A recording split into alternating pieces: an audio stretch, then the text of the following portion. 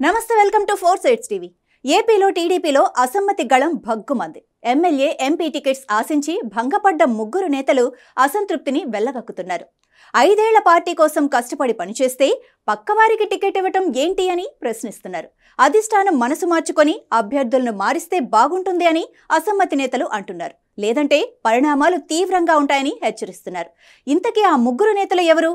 Watch this story.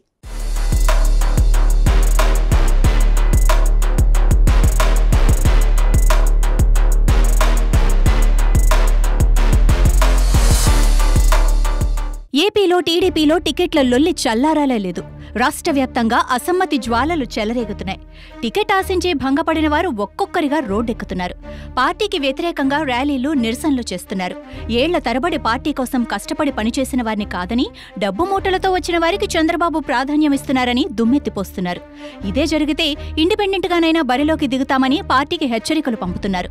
ఏలూరులో TDP senior నేత, మాజీ ఎంపీ మాగంటి బాబు పక్కచూపులు చూస్తున్నారన్న వార్తలు గుప్పుమంటున్నాయి. టికెట్ మీద ఆశలు పెట్టుకున్న ఆయన టీడీపీ నుంచి ఏలూరు ఎంపీ టికెట్ రాకపోవడంతో పార్టీకి రాజీనామా చేయాలన్న ఆలోచనలో ఉన్నట్లు తెలుస్తోంది.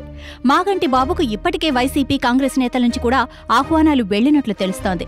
దీంతో మాగంటి బాబు త్వరలోనే టీడీపీకి రాజీనామా చేస్తారన్న టాక్ నడుస్తోంది. వైసీపీ, కాంగ్రెస్ రెండు పార్టీల నుంచి ఆహ్వానాలు వెళ్లిన నేపథ్యంలో ఆయన ఎటువైపు వెళ్తారు అనేది ఆసక్తికరంగా మారింది.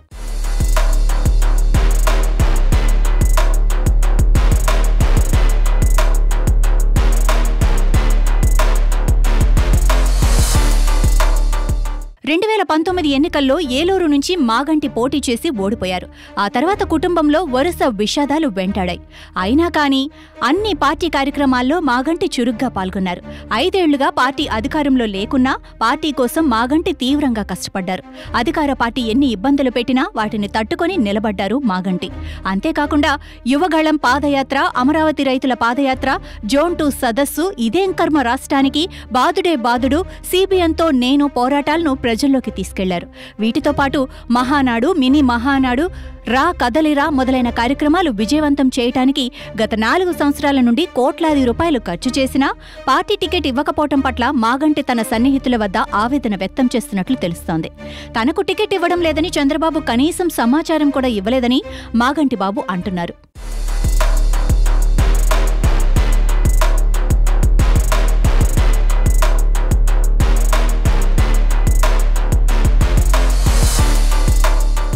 యనమల రామకృష్ణుడు కూడా నమ్మించి గొంతు కోశాడని సన్నిహితుల వద్ద మాగంటి చెప్తున్నాడు.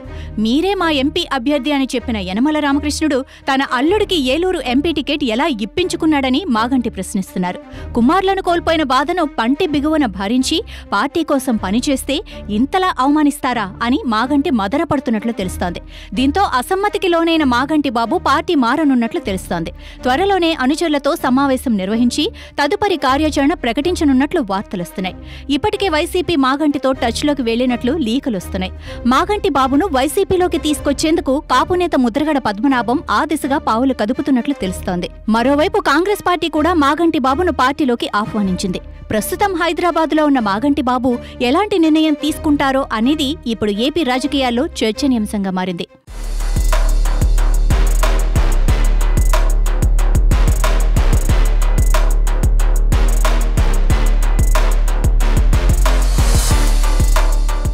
శ్రీకాకుళం జిల్లాలో కూడా అసమ్మతి రాజుకుంది. టీడీపీకి కంచుకోటగా ఉన్న శ్రీకాకుళం జిల్లాలో గత ఎన్నికల్లో 10 అసెంబ్లీ సీట్లకు కేవలం 2 టీడీపీకి దక్కాయి. ఈసారి పార్టీ బలపడిందని భావిస్తున్న తరుణంలో జిల్లాలో వర్గపోరు టీడీపీకి తలనొప్పిగా మారింది. ఇటీవల టీడీపీ రిలీజ్ చేసిన 3వ జాబితాలో సీనియర్లకు చెక్ పెట్టేశారు.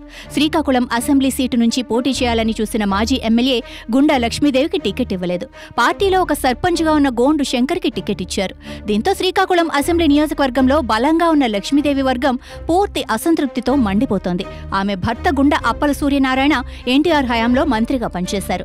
ఆయన పట్ల శ్రీకాకుళంలో సానుభూతి ఉంది. అలాంటి కుటుంబానికి టీడీపీ నిరాకరించడంతో ఆ కుటుంబానికి తీరని అన్యాయం జరిగిందని పార్టీలకు అతీతంగా అంతా చర్చించుకుంటున్నారు. దీంతో అభిమానులు, అనుచరులు అంతా లక్ష్మీదేవి ఇండిపెండెంట్గా పోటీ చేయాలని కోరుతున్నారు. కానీ లక్ష్మీదేవి మాత్రం అధినాయకత్వం పునరాలోచన చేస్తుందని వేచి చూస్తోంది.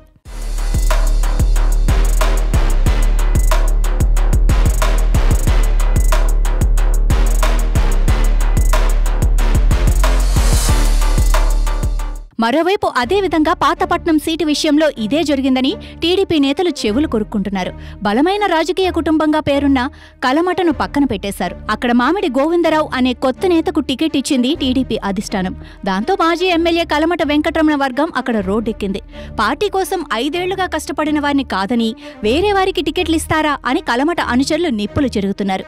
ఇక ఈ ముగ్గురు అభ్యర్థిత్వం పట్ల ప్రజలలో సానుకూలత ఉంది. అయితే టీడీపీ అధినాయకత్వం మాత్రం సర్వేల పేరు చెప్పి టికెట్లు ఇవ్వకుండా సైడ్ చేసింది. దాంతో అధినాయకత్వం మనసు మార్చుకుంటుందేమో అని ఆ ముగ్గురు నేతలు వేచి చూస్తున్నారు. టీడీపీ అధినాయకత్వం ఏ విధంగా ఆలోచిస్తుందో చూడాలి మరి.